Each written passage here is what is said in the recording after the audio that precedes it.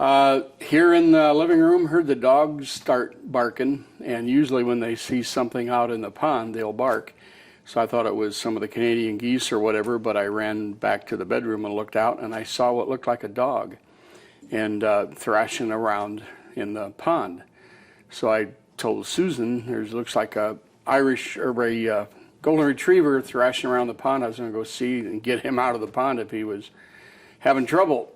So I went down to the pond, and when I got there, here's this little boy, and just up and down and gurgling and making all this noise. So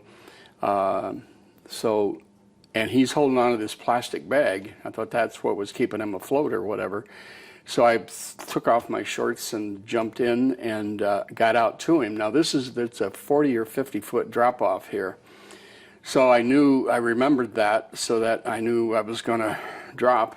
I can swim, and I knew I had to grab a hold of him. And so I got out to him and grabbed a hold of him, and he just, grabbed for life. And I realized that's not a plastic bag, it's a woman, and, face down in the water.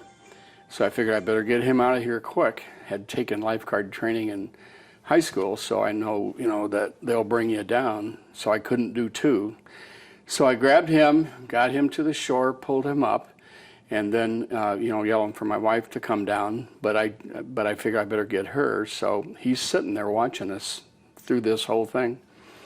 And so I get back out to her and pull her, so that I can turn her over. And about that time, a first responder came around the corner.